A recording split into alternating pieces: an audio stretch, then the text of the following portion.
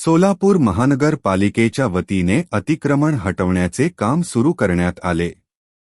सोलापूर शहरातून भैया चौक ते मंगळवेढा रोड दरम्यानचा रेल्वे पूल दुरुस्तीसाठी पाडकाम सुरू होणार असून मरियाई चौक ते भैया चौक मार्ग वाहतुकीसाठी बंद करण्यात आला आहे। त्यामुळे मरियाई चौक जाम मिल ते शेटे वस्ती ते निराळे वस्ती आवंती नगर दरम्यानच्या रेल्वे पूल येथून वाहतूक सुरू आहे।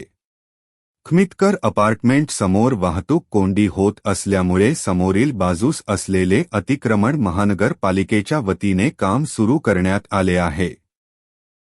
तर आवंती नगर येथील नवीन रेल्वे पुलाजवळील वाहतुकीसाठी पर्यायी मार्गाचे काम अजूनही चालू आहे। ते कधी पूर्ण होणार असा प्रश्न जनतेला पडला आहे।